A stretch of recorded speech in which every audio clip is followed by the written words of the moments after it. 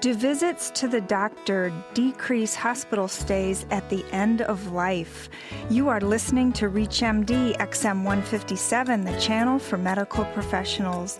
Welcome to the Clinicians Roundtable. I'm Susan Dolan, your host, and with me is Dr. Andrea Kronman, attending physician at Boston University Medical Center and instructor of medicine at Boston University Medical School in Boston, Massachusetts, and the lead author of the Journal of General Internal Medicine article titled, "Can Primary Care Visits Reduce Hospital Utilization Among Medicare Beneficiaries at the End of Life?" Dr. Kronman, welcome to the Clinicians Roundtable. Thank you. It's a pleasure to be here. Tell us about the primary finding of the Boston University School of Medicine study regarding Medicare beneficiaries. We used Medicare billing data to do a cross-sectional analysis using different methods of statistics, and we found that more primary care visits are associated with less subsequent time spent in the hospital and lower expenditures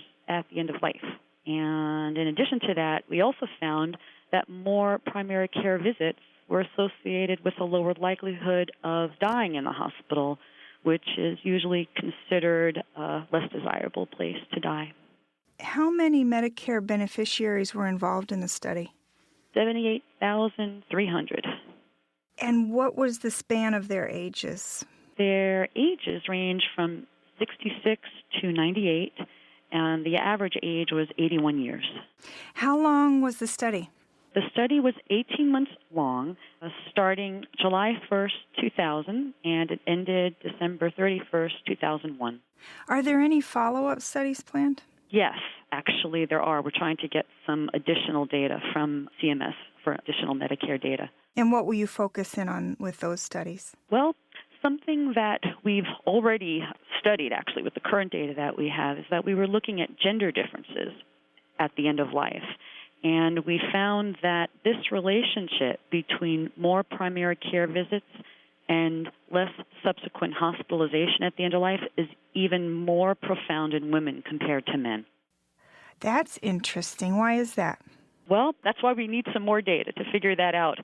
We think that this might partially be due to the fact that more elderly women at the end of life die in a nursing home compared to men. And we think that partially this could be that more primary care visits tend to occur in a nursing home compared to outside the nursing home because it's mandated by Medicare. But another reason is, well, we're still speculating as to that. Women tend to use more primary care throughout their lives, and perhaps this time at the end of life is just an extension of that. How many participants didn't have any primary care visits in the year before they died? 38% of our samples, that's 38% of the 78,000, didn't have any primary care visits in the year before the final 6 months of life. How many days then did these participants spend in the hospital during the year before they died? The group who had no primary care visits spent an average of 15 days in the hospital during the last 6 months of life. How many days did participants spend in the hospital who visited their primary care physicians? Those who had at least 9 primary care visits, which is a little less than 1 visit per month, spent an average of 13 days in the hospital at the end of life. What was the difference in cost between these two groups? On average, those who had at least 9 primary care visits spent 2 days less in the hospital. So if we, doing a back-of-the-envelope calculation, figure that just for the cost of a hospital bed, not including doctor's fees or pharmaceutical costs, if it costs Medicare $1,200 a day, that would have been a difference of almost $5,000. How many Medicare dollars would be saved by decreasing just one hospital day for each Medicare beneficiary at the end of life? These are conservative back-of-the-envelope estimations because we didn't do a detailed cost analysis, which would have incorporated medications and DRGs and other systems of Medicare reimbursement. But in 2001, 9 typical primary care visits would have cost Medicare approximately $11,000. And during that year, 533,000 Medicare beneficiaries died in the hospital. So decreasing just 1 day in the hospital for each of these beneficiaries at the end of life could have saved Medicare millions of dollars. That's a lot. How much do you estimate that current end-of-life treatments cost Medicare? Medicare expenditures, I believe, is in the billions, and I don't know the most recent exact number for that, but Medicare spends approximately 26% of its budget on care at the end of life. If you're just joining us, you're listening to the Clinicians Roundtable on ReachMD XM 157, the channel for medical professionals. I'm Susan Dolan, your host, and with me is Dr. Andrea Kronman, attending physician at Boston University Medical Center, discussing how visits to primary care physicians decrease hospital stays at the end of life. Dr. Kronman, describe the problems that you believe have arisen in our current system. There are a lot of factors at work here that contribute to our current system. One is that in the current Medicare reimbursement system, intensive technological procedures, treatments, are reimbursed at a higher rate than office visits. And this creates a financial incentive for hospitals or providers to do more procedures. In fact, recently you might have heard in the news that Congress cut Medicare reimbursements to physicians by 10%. And this is something that is likely to affect primary care physicians more than specialists who do procedures, because primary care physicians are more dependent on office-related income. So fewer medical students are going into primary care specialties because of some of these financial incentives, and therefore we have a decreasing labor force of primary care physicians and geriatricians at a time when the baby boomers are getting older and requiring more health services, and also fewer people are entering the workforce to support Medicare. So some policy folks and economists have estimated that the Medicare system will collapse in the next 30 years because the combination of these different forces are just unsustainable. And the current Medicare reimbursement system are making some of these problems worse. So it sounds like you're saying it doesn't pay to see patients in the office. Well, it's something that is becoming increasingly difficult.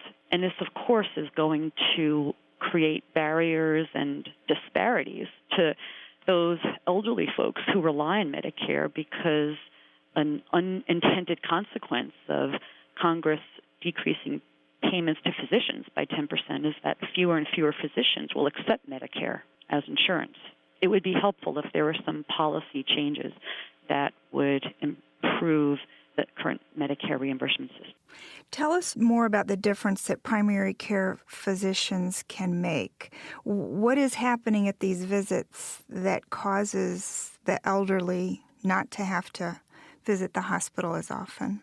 Well, I should just qualify this that because our study was a cross-sectional analysis of Medicare billing data, we were able to show an association between primary care visits and lower hospital use at the end of life, but we can't infer causality from a cross-sectional analysis. But that being said, I can speculate as to what might be happening during these primary care visits. One is that a primary care physician can manage some diseases as an outpatient that patients who don't have access to primary care wouldn't be able to benefit from. For example, patients who have congestive heart failure or diabetes, that can frequently be managed as an outpatient, therefore avoiding a hospital stay. And we actually showed that in our study for those patients who had congestive heart failure, that they were less likely to be admitted to the hospital if they had more primary care visits. So that's one potential cause. Another potential cause is that if there's continuity of care and frequent visits with one provider, it's possible that the kind of relationship that would elicit patients' preferences for end-of-life treatments would be discussed. And that's just less likely to happen if a patient's only seeing a doctor once a year or less. But if a patient is seeing a doctor more frequently, it's possible that advanced directives would be discussed, or just understanding different implications of aggressive treatments at the end of life might be discussed. Why aren't these visits happening more frequently? Another study would actually have to prove that, but I think that one barrier is transportation, and it's hard for elderly folks to use public transportation, and if there's not a lot of money, it might be hard for them to get to a place where there are primary care physicians. And in addition to that, there's decreased access because of this decreasing labor force in primary care, and many areas have a primary care physician shortage. So it's just harder to find primary care physicians. What are your thoughts about hospice? I think that hospice, when properly implemented, is wonderful and greatly underutilized. I think that, unfortunately, most people are referred to hospice relatively late in their disease course because people don't necessarily understand all the services that hospice provides. It provides not only medicine to help control comfort, such as pain medicine or oxygen to help with shortness of breath, but also it provides emotional support and psychological support to those who are receiving hospice as well as to their family members. Do you think this is one of the conversations that could occur at one of those primary care visits? If Absolutely. They were made Absolutely. Early referral to hospice. Absolutely. To prevent hospitalizations. What's your take-home message? Take-home message is that more access to primary care may not only potentially decrease costs at the end of life, but might improve the quality of care toward the end of life, because there'll potentially be more opportunity for patients to express what their preferences would be, and it's more likely that their preferences would actually be carried out once explicitly stated. Dr. Kronman, thank you so much for joining us to discuss how visits to primary care physicians decrease hospital stays at the end of life. Thank you. I'm Susan Dolan. You've been listening to the Clinicians Roundtable on ReachMD XM 157, the channel for medical professionals. Please visit our website at reachmd.com, which features our entire library of on-demand podcasts, or call us toll-free with your comments and suggestions at 888-MD XM 157. Thank you for listening.